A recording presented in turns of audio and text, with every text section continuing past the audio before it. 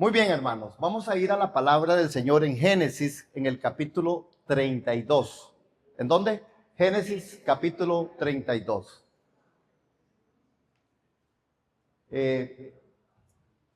Génesis, capítulo 32, y ahí aparece un titulito: de Jacob a Israel, el poder del quebrantamiento y una nueva identidad. El poder del quebrantamiento y una nueva identidad. En capítulo 32, posicionen sus ojos en el verso 28. Este verso 28, el verso 28 dice: y el varón le dijo, el hombre le dijo, no se dirá más tu nombre Jacob, sino Israel, porque has luchado con Dios y con los hombres y has vencido. Amén. Hermanos, yo creo que cuando hablamos de Jacob y la gran lucha que hubo con este varón, esta historia yo creo que se ha predicado mucho. Posiblemente usted ha oído muchas predicaciones de estas, ¿verdad?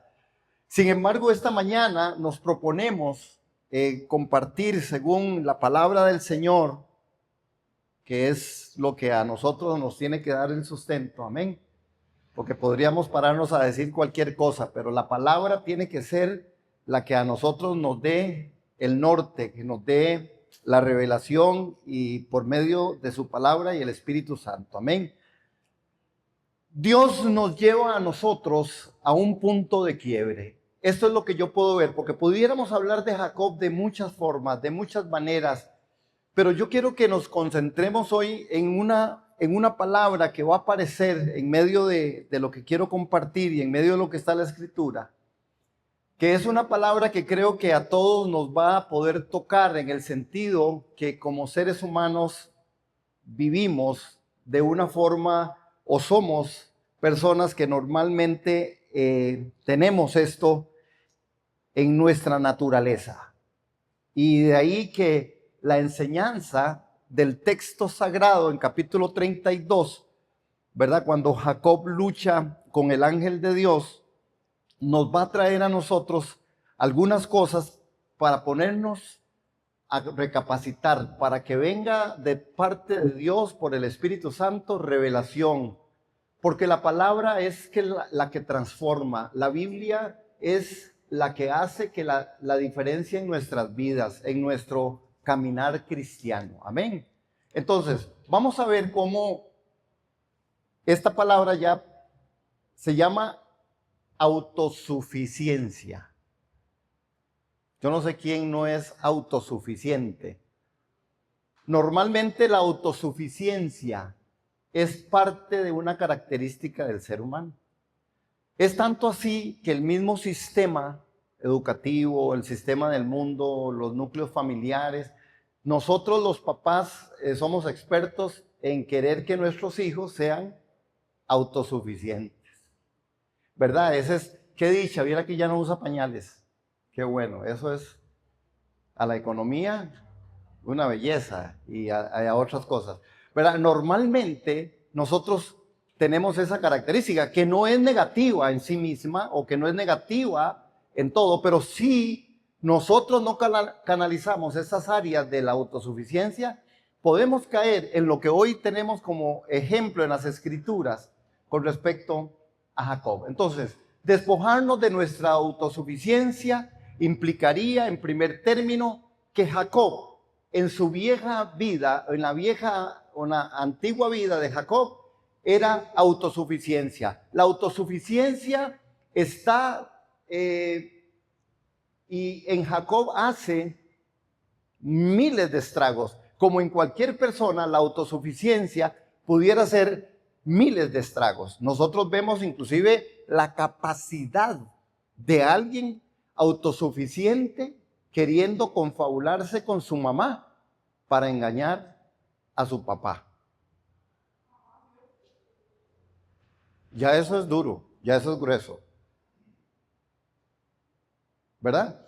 Vean la capacidad de la autosuficiencia, inclusive de convertirse en una persona engañadora. Lo que pasa es que esto de la autosuficiencia, lo que hace en nosotros o en el ser humano es que al final va a venir a repetirse en escenarios, porque lo que uno siembra normalmente lo cosecha. Amén. Entonces, cuando hablamos de despojarnos de nuestra autosuficiencia, estamos hablando de Jacob. Establecer una vida de dependencia y propósito con una nueva identidad es lo que le pasó a Jacob. Jacob, y vamos a entrar después ya casi en el relato, Jacob es llamado Israel. Amén. Entonces, nosotros también estamos en este proceso de la vida. Así es como funcionamos. Así es como Dios ha trabajado con la humanidad. Amén.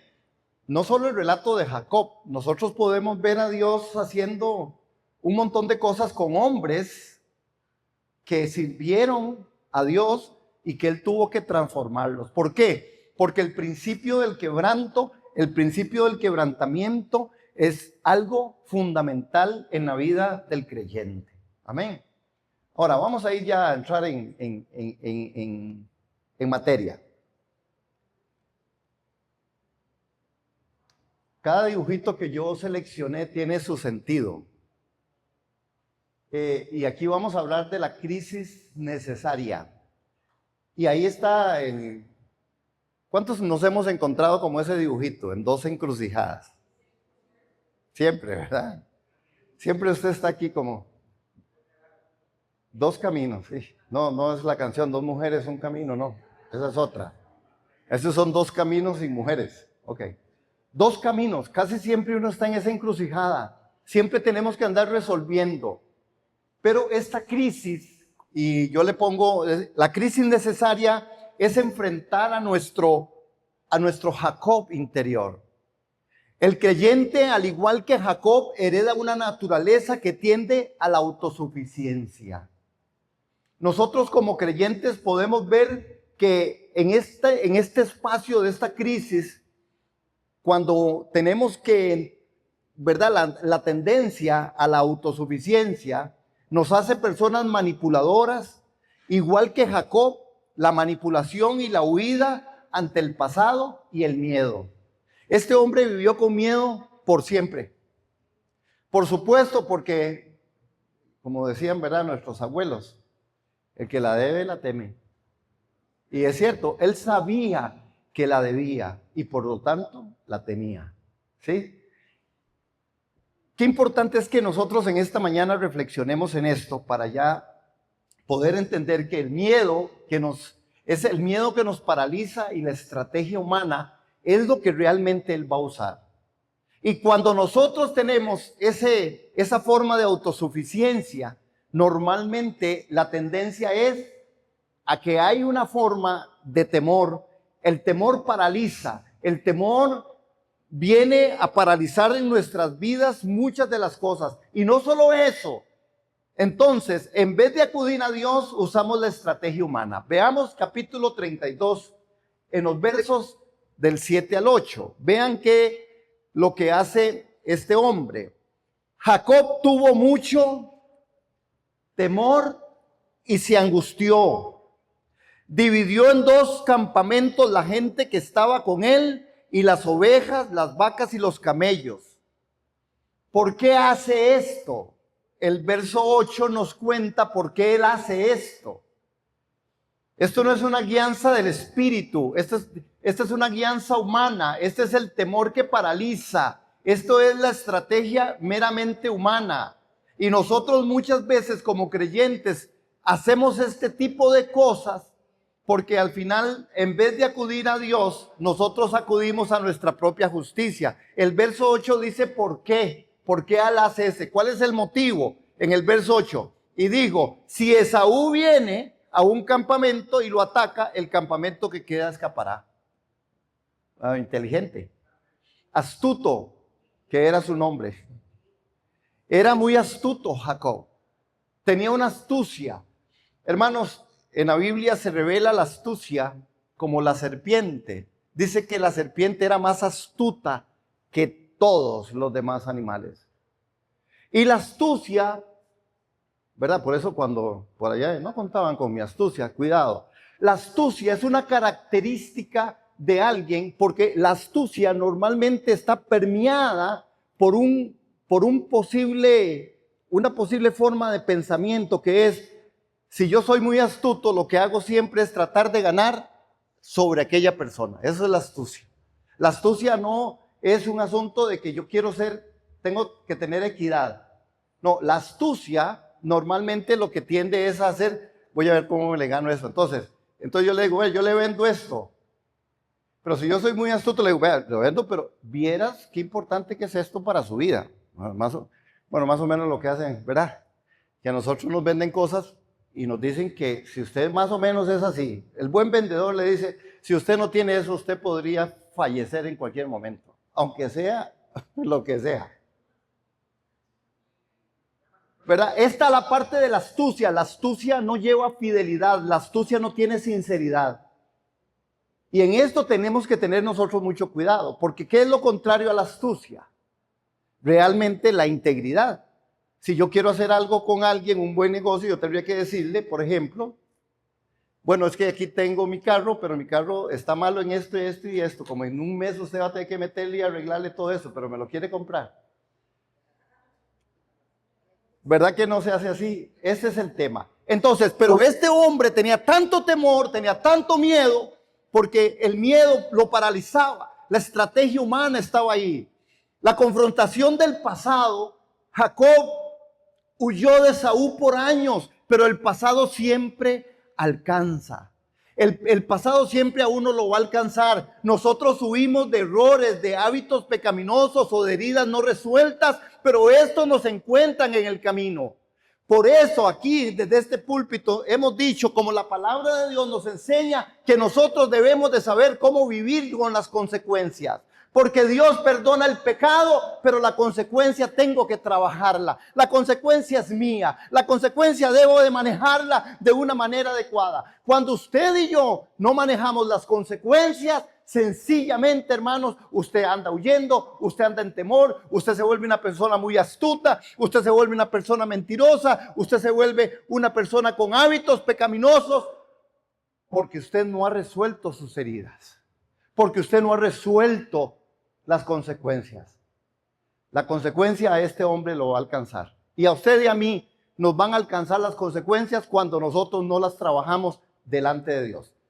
Note que en el contexto del texto, si usted y yo nos vamos a capítulo 32, verso 1, que es el contexto de este texto, usted diría, pero ¿cómo es esto? ¿Cómo este hombre hace esto? Divide el campamento, manda unos regalitos, cualquier parecido con una manipulación, nada que ver, ¿verdad? Pero le manda, dice, y le dice inclusive, mi señor Esaú. Después de que le había quitado la primogenitura, que no es cosa pequeña, le quitó todo se lo quitó. Porque primogenitura en ese contexto implica que usted tiene todo, que usted es el primero, que usted es el beneficiario de todas las cosas. Y este hombre quedó ahí en eso. Ahora, vean el contexto del texto, 32.1.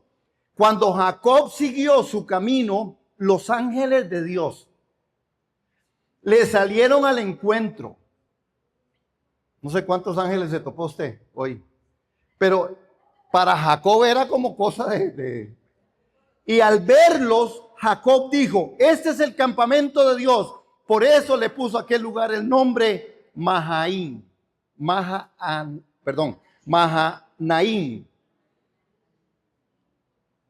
Hermanos, vean la incongruencia cuando el trato de Dios todavía no llega a la vida de nosotros. A veces usted puede decir, yo soy cristiano, pero si usted y yo no estamos viviendo el cristianismo a la medida de la estatura, de la altura, de las demandas de Dios, del sometimiento al señorío de Cristo, usted y yo todavía estamos en esos procesos. Jacob está viendo los ángeles. Inclusive hace todo sacrificio, llama a esa ciudad con un nombre extraordinario. Pero sigue en su astucia, sigue haciendo lo que él cree que tenía que hacer. Cuidado, iglesia, hay una advertencia aquí. Porque como creyentes nosotros tenemos que entender que si nosotros decimos Jesucristo es el Señor, yo creo en el Señor y yo confío en Dios, en su fidelidad, la guianza del Espíritu Santo está en medio de mi persona a través de las Escrituras. Por eso Jesús advertía, cuidado, no estudian la palabra. Porque la Escritura dice, es la que nos guía toda la verdad, conforme el Espíritu Santo. Y dice, porque muchos se perderán por la ignorancia de no entender las Escrituras. Este hombre entiende que está en un lugar santo, que está en un lugar privilegiado. Por eso le digo, ¿a cuántos ángeles usted se topó? Este hombre se los topaba. Este hombre vivía y dice, ¿qué es esta cosa? Con todo este montón de ángeles. Note esto, hermano. ¿Por qué? Pero al final, él lo que hace es su propia justicia, su propia prudencia. Tenemos que enfrentar a nuestro Jacob interior. Hermanos, si hay un Jacob interior, lo que pasa es que dentro de un Jacob interior hay un Israel que Dios puede producir y sacar, que ese es su plan y su gran propósito. Y este texto nos enseña cómo Dios puede sacar al Cristo de gloria en medio de nosotros. Amén. Amén. ¿Están aquí? ¿Me están siguiendo? Amén.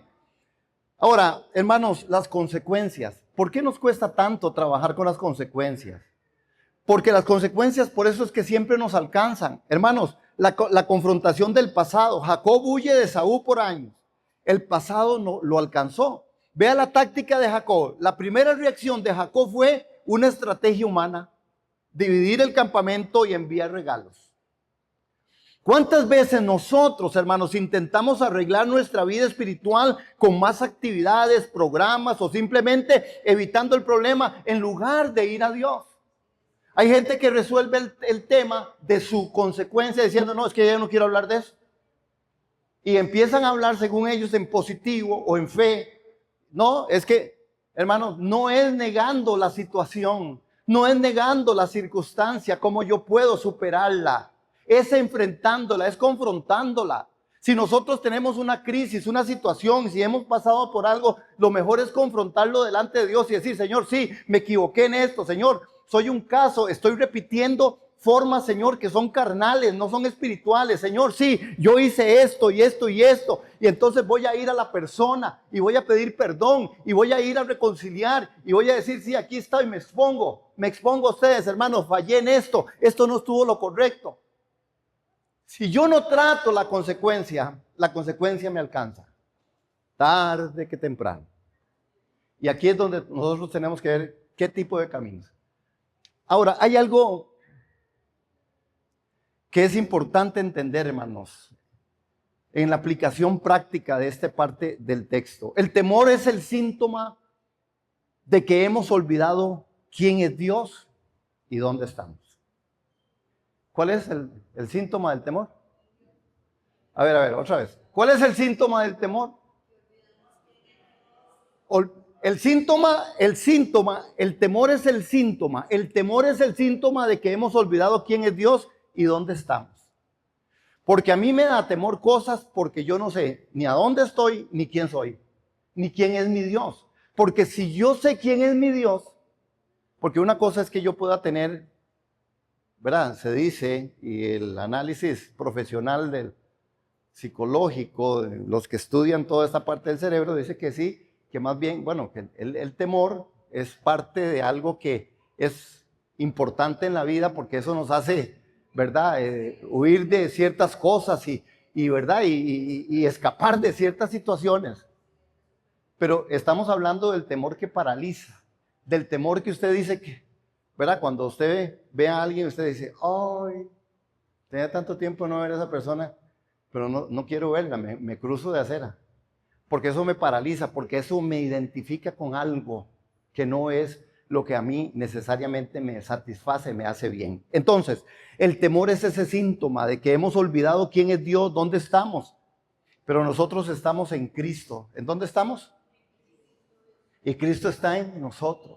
Y Cristo en nosotros es la esperanza de gloria. Tenemos que entenderlo porque si no nosotros no tratamos con las consecuencias. Por eso es que a veces no queremos, hermanos. Hay pasajes duros en la vida, difíciles, golpes difíciles en los cuales usted tal vez no quiere ni volver a recordar.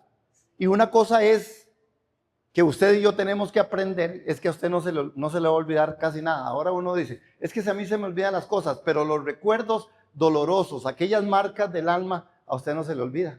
Usted se le puede olvidar dónde dejó las llaves del carro y las anda en la mano. O los anteojos y los anda puestos. Ajá, dice Juan. Bueno, fue él que dijo, yo no dije nada hoy. Pero es cierto, pero a usted no se le olvida aquel momento doloroso de la pérdida de un ser amado, de las crisis, de la situación, de lo que dolió, de lo que golpeó.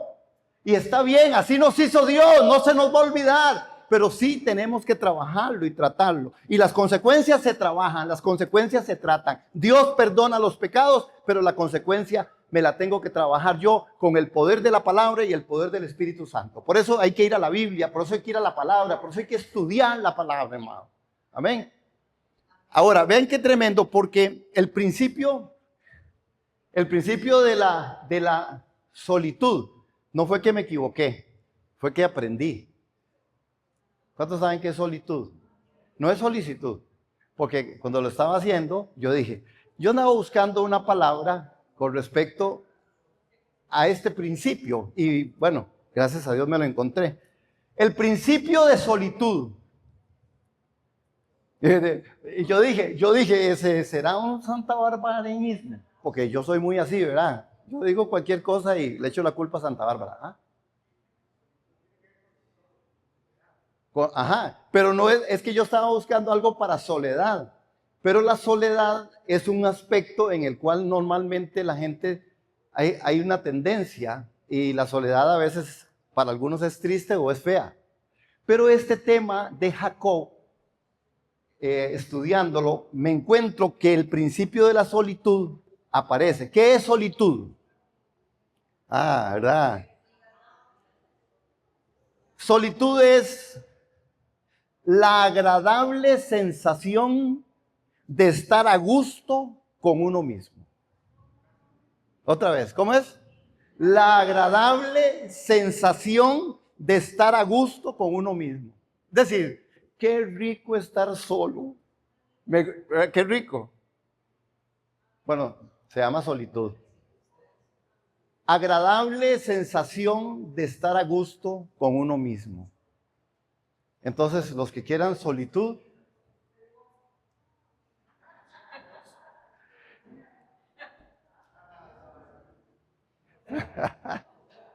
o sea, vivimos en una solitud. No.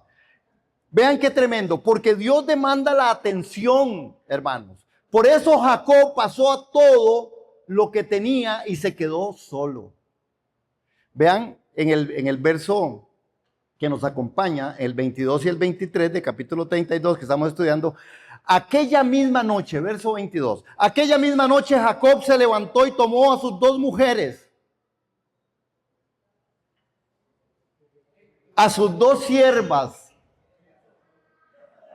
a sus 11 hijos, y cruzó el vado de Jacob. De claro, con razón quería solitud. Con razón este hombre quería solitud. No, oye, estaba pero armado. Ok. Es que cómo cuesta ahí, con esa Sol Sur. Génesis 32, 22 y 23. Vean lo que dice otra vez. Que aquella misma noche Jacob se levantó y tomó a sus 2 mujeres, a los 11 hijos, y cruzó el vado de Jacob. Verso 23. Después que los tomó y los hizo pasar el arroyo, hizo pasar también todo lo que tenía. Verso 24 en la parte A. Jacob se quedó solo. Jacob se quedó solo. La solitud. La agradable sensación de estar a gusto con uno mismo. Esto es producido por Dios.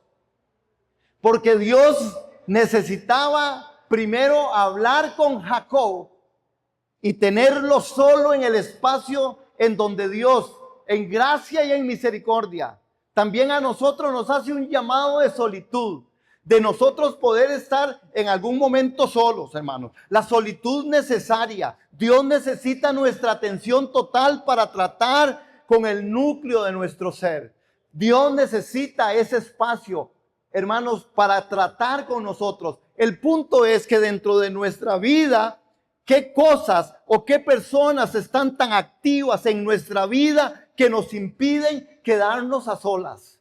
Porque estar a solas en solitud no es que no esté nadie conmigo, porque yo pudiera estar solo en un cuarto sin nadie, pero en mi mente pudiera tener cualquier cantidad de situaciones o crisis o cualquier otra de las cosas. No, la solitud es aquel espacio. Por eso hay que preguntarnos qué cosas o personas están tan activas en tu vida que te impiden quedarte a solas con Dios para el encuentro transformador. Necesitamos la solitud, necesitamos entender esto. Y esta es una de las enseñanzas que Jacob, en este relato de Jacob, se nos permite. Es el encuentro transformador. Hermanos, vean qué tremendo, porque igual les dije que todas las laminitas tienen su asunto, ¿verdad? La anterior exactamente es eso. La solitud no es, usted pudiera estar pensando en la parte de la justicia, en su mente, en su tiempo, en las preguntas que usted tiene en todo su mente y su corazón. Pero aquí tenemos la otra estampita. Hermanos, ese encuentro transformador es la lucha y la paradoja de la victoria. Es la lucha, el encuentro transformador. Necesitamos tener un encuentro transformador. Usted y yo, sí, usted y yo necesitamos ese encuentro transformador. Y necesitamos anhelarlo, y necesitamos producirlo y provocarlo. Y la palabra del Señor nos enseña a nosotros, ¿verdad? Entra en tu aposento y cerrada la puerta, ora a tu Padre en el secreto, y tu Padre que ve en lo secreto te compensará en lo público. Sí, Dios siempre nos llama a nosotros a tener un espacio con Él de intimidad. Por eso la relación con Cristo, la relación con Dios, la relación con las Escrituras, la relación con el Espíritu Santo tiene que ver con usted. Es un asunto individual, es un asunto personal y tenemos que producirlo y dejarnos llevar sobre eso. El encuentro transformador de este hombre es la lucha y la paradoja de la victoria. Vean qué tremendo, porque en este espacio, hermanos, Dios lucha contra nuestra autosuficiencia. Esta es la gran lucha de Dios con Jacob. Otra vez, Jacob no fue el que buscó al varón. El varón lo buscó a él. Vamos a verlo. Vamos a los versos, hermanos, 24 a 25. ¿Hasta qué hora tengo yo el tiempo? Como estoy acostumbrado hasta las 12. Sí, perdón, ¿a qué hora? Me quedan 20. Gracias a la comisión, es excelente, es una maravilla. 22, qué lindo, yo los amo. 24 al 25, vean esto, hermanos, 24 al 25, voy a correr un poquito más porque quiero llegar al final. 24 al 25, Jacob se quedó solo y un hombre luchó con él hasta rayar el alba.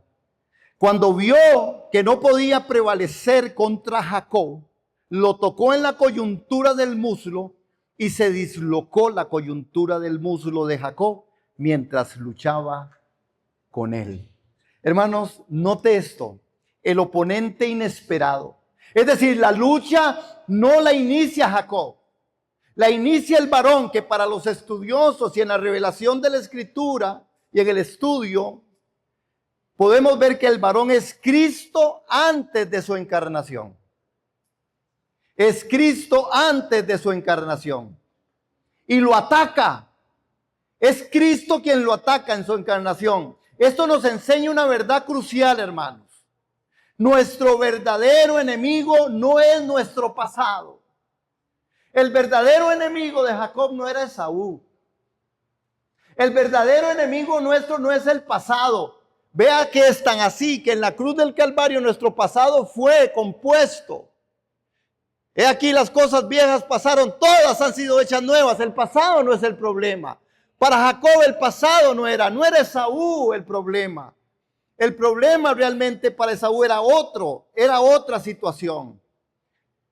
Nuestra propia naturaleza carnal y orgullosa que se niega a someterse a Dios es nuestro problema. Nuestra parte carnal que se resiste a la voluntad de Dios. Nuestra parte y naturaleza carnal y orgullosa que se niega a someterse a Dios es el gran problema de nosotros. Vea que no es ni el pecado, porque el pecado fue tratado en la cruz del Calvario. Entonces, nosotros necesitamos comprender esto y abrazarlo. Vean qué tremendo, porque hay el toque de la debilidad. El varón toca el tendón del muslo de Jacob. Y yo, aquí en este espacio, yo iba a pasar a Mikey, pero como tengo tan poco tiempo, no lo va a pasar para que él nos explique qué es el tendón de esta. Yo tengo aquí un toquecito aquí que Mike, vea, y vea cómo me está costando. ¿Por qué? Pero eso que a mí no me ha tocado en el tendón del muslo. Pero me imagino que el tendón del muslo, no voy a hablar, menos delante de don Mikey, voy a hablar algo que no es. Me da pena. Pero el tendón del muslo es el tendón del muslo. Es decir, tanto así que lo deja cojeando para siempre.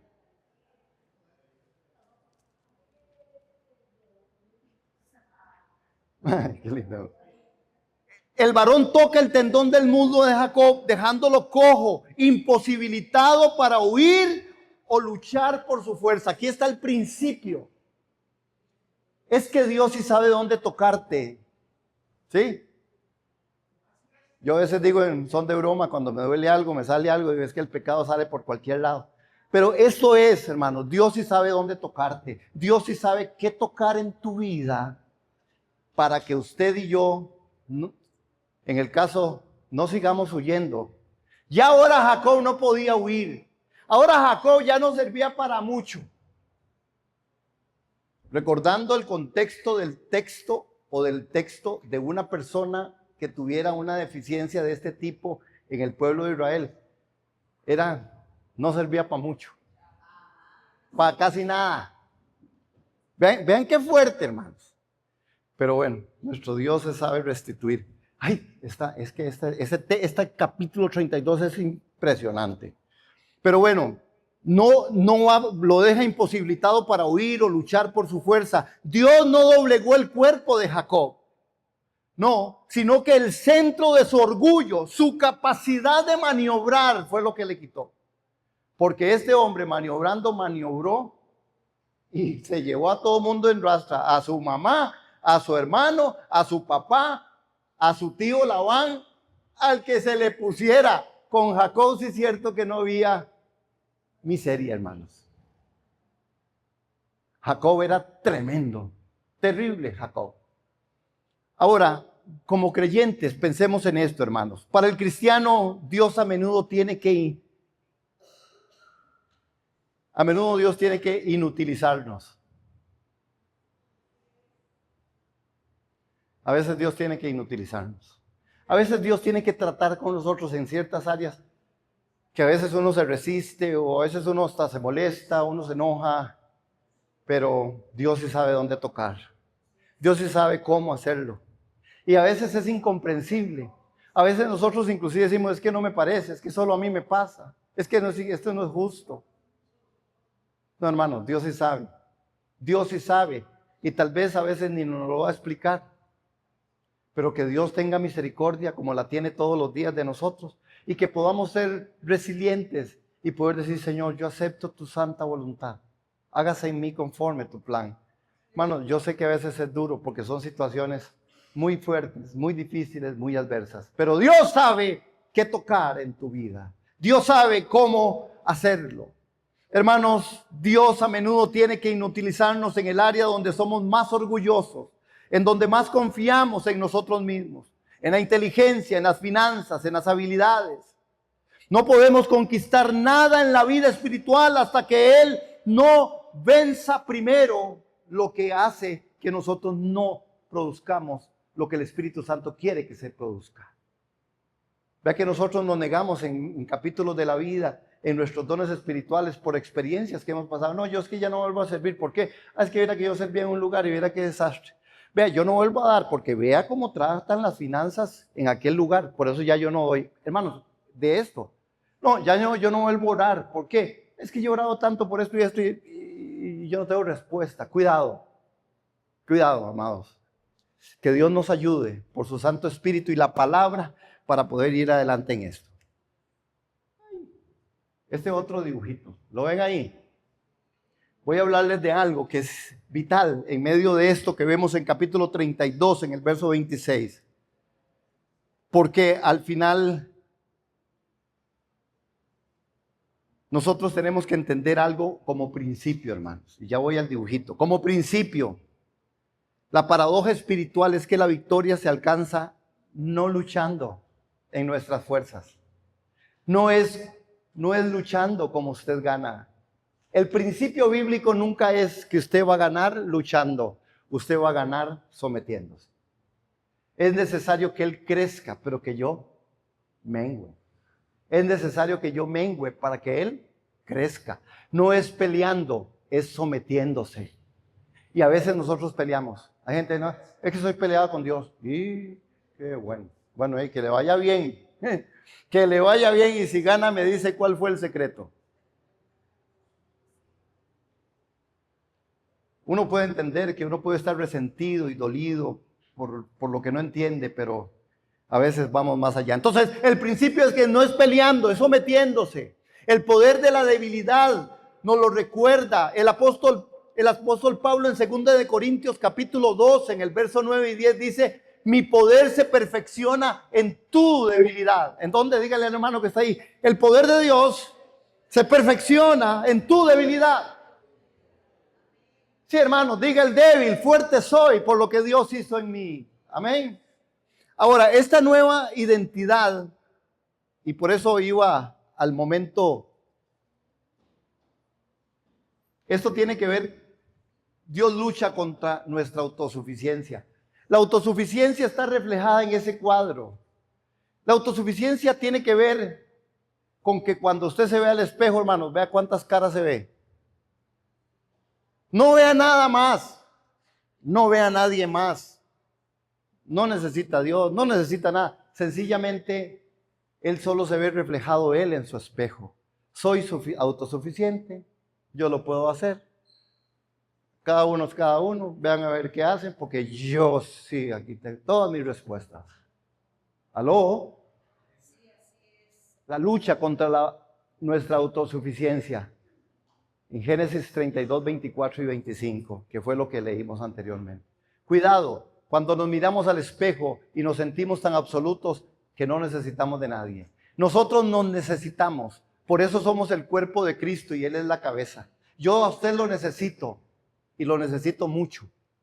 Yo siempre lo vivo expresando porque es parte de lo que Dios seguro trata y trabaja conmigo, por supuesto. Yo sí los necesito a ustedes. Los necesito que oren por mí, por mi familia, por los proyectos, por la iglesia. Y no solo porque los necesito por eso, es que los necesito porque ustedes son mi complemento. Yo con ustedes no compito, con ustedes completo. Amén. Amén. Ah, no, amén. Muy bien. Este otro momento, la victoria por la redención, hermanos. Vean Génesis 32, 26. Es que la fe se aferra. Hermanos, el encuentro culmina con un cambio de nombre de dos memoriales visibles que definen una nueva vida del creyente. En 32, 26, y vamos a ir después hasta el 28, ¿verdad? Porque, es más, voy a pasarlo porque es que ya este reloj me tiene tenso, pero déjelo ahí.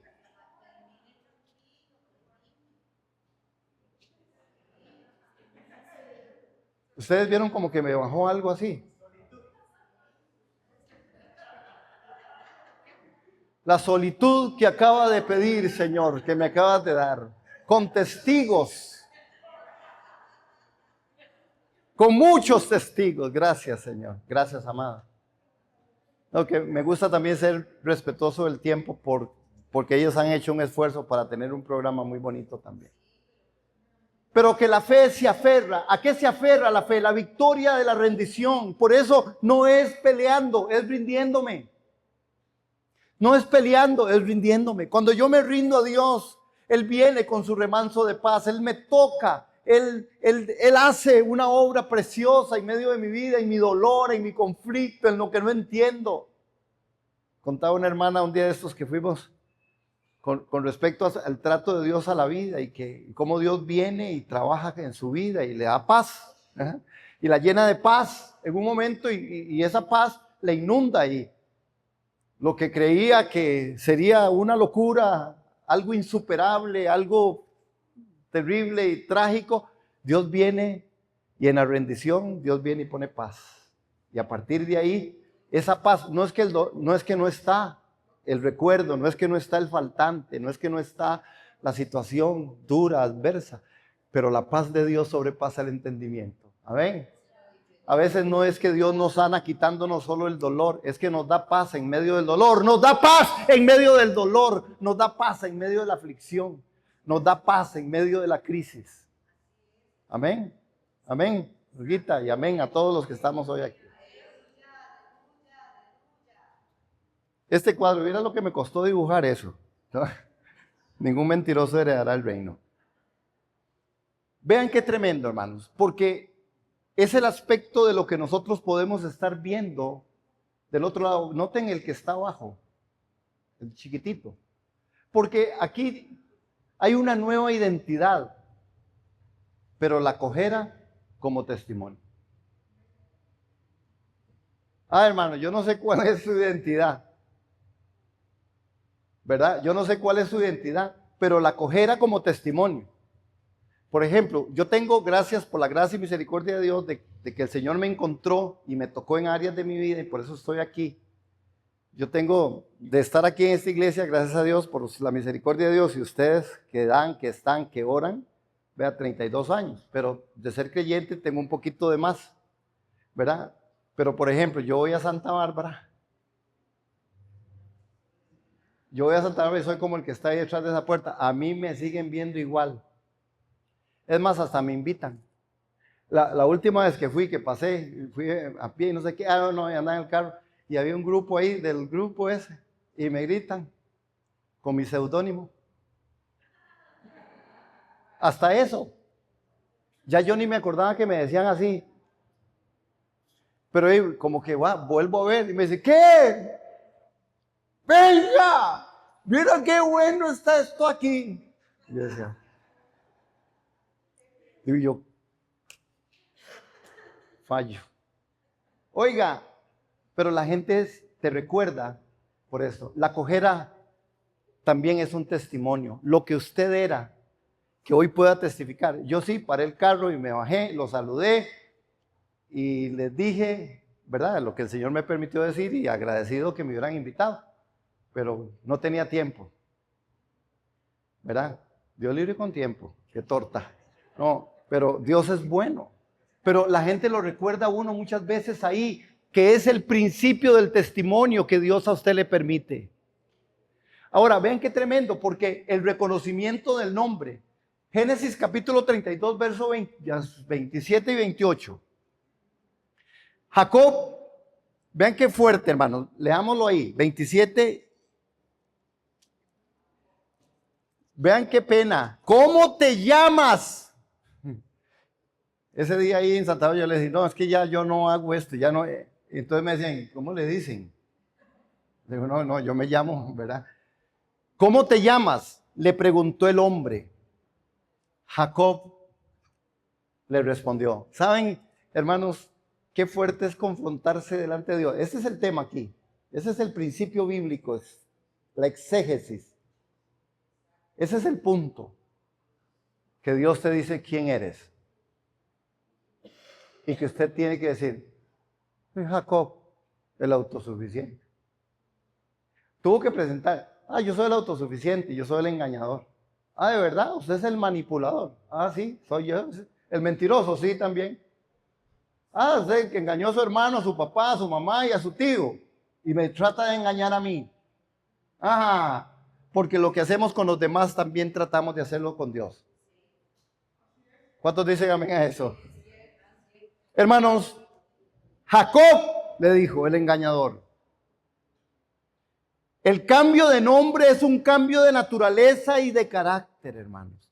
Jacob tuvo que admitir su vieja identidad. Me llamo Jacob, para que Dios declarara la nueva. Hermanos, la pregunta es, ¿nos identificamos con nuestro pasado, con la naturaleza carnal, como Jacob? O si estamos en Cristo, somos una nueva criatura. Segunda de Corintios 5:17. Segunda de Corintios capítulo 5, verso 17. Nuestra nueva identidad es Israel.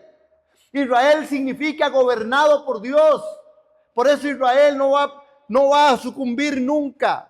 Porque Israel es pueblo de Dios, gobernado por Dios.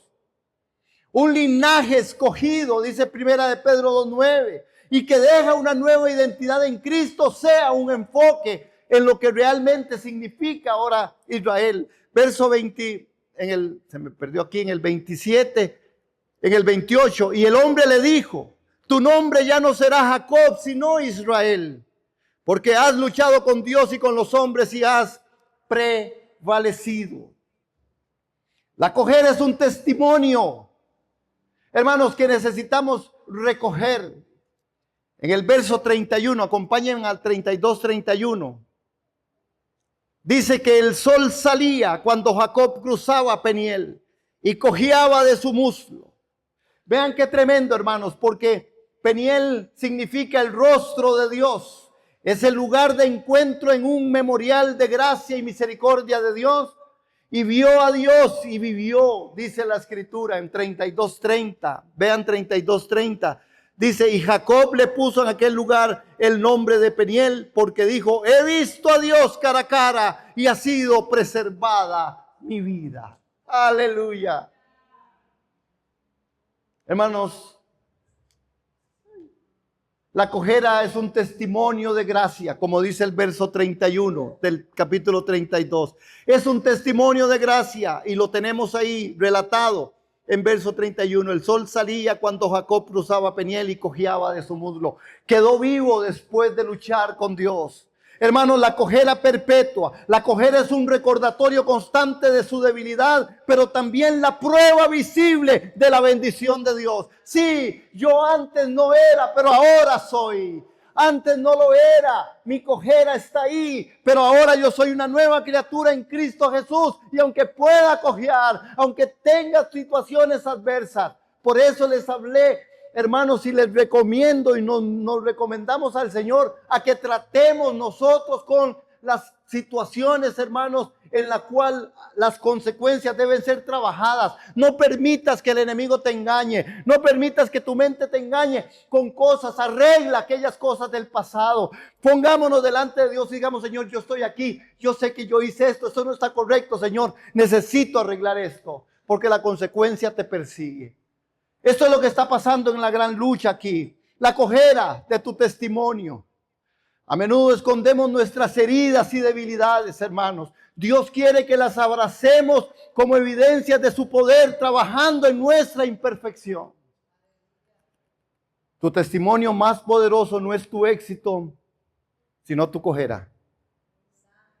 Por eso yo siempre digo, si Dios lo hizo conmigo, con cualquiera. Si Dios me arregló a mí, a cualquiera, se lo prometo. Bendito el nombre del Señor. Voy a terminar. No porque no tenga más que decir, pero sí tengo más. Otra vez el dibujito. Leámoslo juntitos. Hoy no hemos hecho eso. 1, 2, 3. ¿Qué dice? A todos tus problemas están aquí. ¿Otra vez cómo es?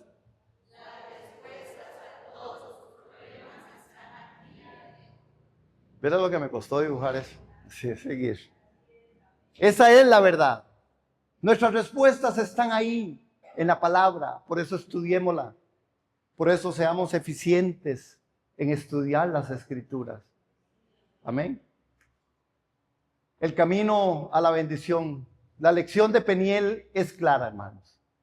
El camino a la verdadera fortaleza espiritual y la bendición pasa por la derrota de nuestra autosuficiencia. Quiero que leamos eso ahí donde dice la lección de Peniel es clara. 1, 2, 3. La lección, vamos hermanos. 1, 2, 3. La lección de Peniel es clara. El camino a la verdadera fortaleza espiritual y la bendición pasa por la derrota de nuestra autosuficiencia. Amén. Amén.